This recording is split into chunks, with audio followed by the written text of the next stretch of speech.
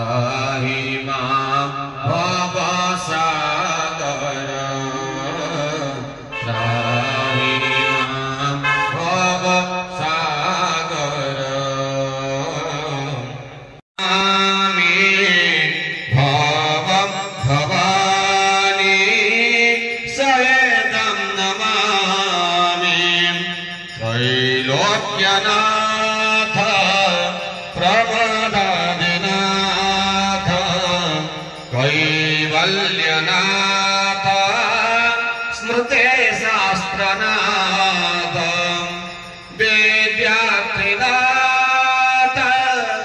पुरुषार्थनाथ भवं भवानी सहितं नमामि भवं भवानी सहितं नमामि भवं भवानी सहितं नमामि भस्मांगले आरत्रिकं समर्पयामि जलेन शीतलीकरणपुष्पेन देवादिवन्दनम् आरोग्यार्थे आत्मादिवन्दनम् हस्ते भक्तिपुष्पं गृहीत्वा श्रीहनुमन्तं प्रार्थये। ॐ त्वमेव माता शपीटभारे गोविन्द गोपाल मुकुन्द शौरे यज्ञेश्वनारायण कृष्ण विष्णु निराश्रय मां जगदेश रक्ष निराश्रय। ठीक अच्छी नहीं हाँ यज्ञ उपरे आमे आज जो चुन्नबेलारी ग्राम रे हमर 10 वर्ष धरी आमे पंचमुखी हनुमान उपरे आमे यज्ञर कार्यक्रम मध्य रखुचु। गुप्तरे कौन कार्य रखा चाहती नहीं जेहेतु आमर विजुअल माध्यम रे आमे तार अतीतर ऐतिह्य विषय रे किछि वर्णना रखुचु कहीं यज्ञर स्वरूप विषय रे।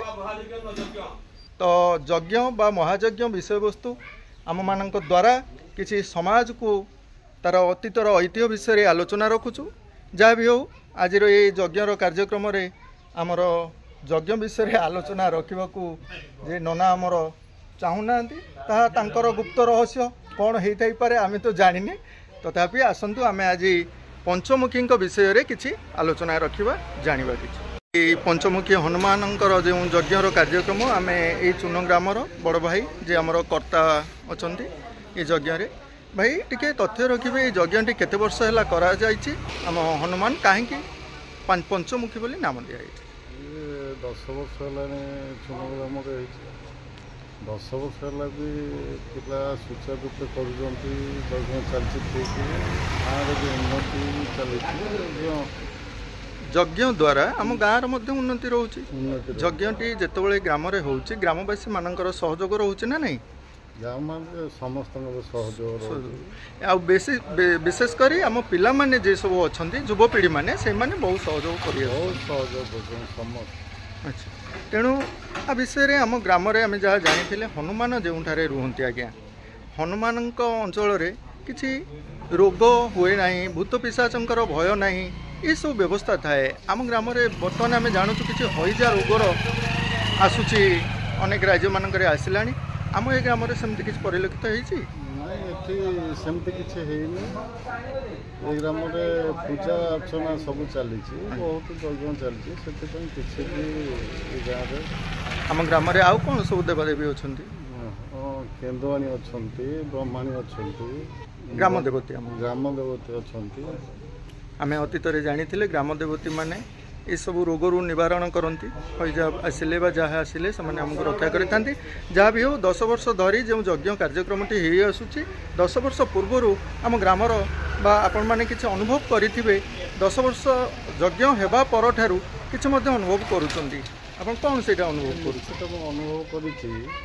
10 ବର୍ଷ ହେଲା ଗାଁର ଉନ୍ନତି ହେଇ ଚାଲିଛି, ସମସ୍ତେ ନିରୋଗୀ ଅଛନ୍ତି, ଆଉ କିଛି ଅସୁବିଧା ନାହିଁ, ସମସ୍ତେ ବହୁତ ଭଲ। କିଛି ଗରିବ ପିଲାମାନେ, କିଛି ଗରିବ ଯେଉଁଟାକୁ ଆମେ ଚିନ୍ତା କରିଥାଉ ଶିକ୍ଷାରେ ନଥିବେ, ଶିକ୍ଷା ସ୍ୱାସ୍ଥ୍ୟ ସବୁଥିରେ ସେମାନେ ଅନୁନ୍ନତରେ ରହୁଛନ୍ତି, ସେମିତି କିଛି ଅଛନ୍ତି କି ଗ୍ରାମରେ? ନାଇଁ, ଏ ଅନୁଷ୍ଠାନକୁ ବହୁତ ସାହାଯ୍ୟ କରେ ଏମିତି, କିନ୍ତୁ ସରକାରଙ୍କର କୌଣସି ସାହାଯ୍ୟ ବି ଏଠି ନାହିଁ।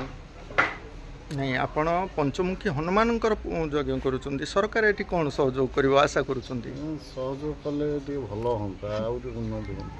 କ'ଣ ନାଇଁ, ମନ୍ଦିରଟି ତୋଳେଇବେ ନା କ'ଣ ସହଯୋଗ କରିବେ? ହଁ, ମନ୍ଦିର ତୋଳିଲେ ଭଲ।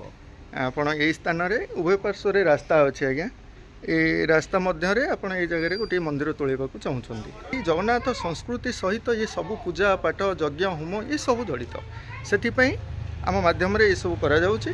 ହଉ ଭାଇ, ବହୁତ ବହୁତ ଧନ୍ୟବାଦ। ତଥାପି ଆମେ ଆଉ ଟିକେ ଜାଣିବାକୁ ଚାହୁଁଛୁ, ପୂଜକ କଥା ରଖିଲେନି, ପଞ୍ଚମୁଖୀ ବୋଲି କାହିଁକି ନାମକରଣ ହେଇଛି ସେ ବିଷୟଟି? ପଞ୍ଚମୁଖୀ ତ ସେ ବାହାରିଥିଲେ ସେତେବେଳେ ଯେଉଁ ଆମ ଚୂନ ଗ୍ରାମର ହେଉଛନ୍ତି ଯେ ପ୍ରତ୍ୟେକ ପୂଜା ପର୍ବ ପାଠରେ ଯାହାର ଆରମ୍ଭରୁ ଆବଶ୍ୟକ ଥାଏ ସେ ହେଉଛନ୍ତି କ'ଣ ବାରିକ, ଯେ ବାରିକ ବନ୍ଧୁ, ଯେ ମୁଁ ଛୋଟବେଳୁ ମଧ୍ୟ ତାଙ୍କ ସମ୍ପର୍କରେ ଯୋଡ଼ି ହେଇଛି, ଯେ ତାଙ୍କ ପାଖରୁ ଆଜି କିଛି ଜାଣିବା ଆସ। ଏ ଯେଉଁ ଯଜ୍ଞଟି କରାହେଉଛି, ହନୁମାନଙ୍କ ଯଜ୍ଞ ହେଉଛି, ଛୋଟ ପିଲାମାନେ ଯିଏ ରହିଛନ୍ତି ସେମାନେ କହିପାରିଲେନି ପଞ୍ଚମୁଖୀ କାହିଁକି ନାମକରଣ ହେଇଛି ଠାକୁରଙ୍କର, ସେ ବିଷୟରେ କିଛି ଜାଣିଛ? ଆଚ୍ଛା, ତମେ କେବଳ ସେବା କାର୍ଯ୍ୟରେ ହିଁ ନିୟୋଜିତ ରହୁଛ। ସେବା କରିବା ସହିତ ଟିକେ ଜାଣିବା ଦରକାର, କି କେମିତି ପିଲାମାନେ ପଚାରିବେ ତାଙ୍କୁ ଟିକେ କହିବ, ହେଲା କି? ହଉ, ଭଲ ଅଛ ତ?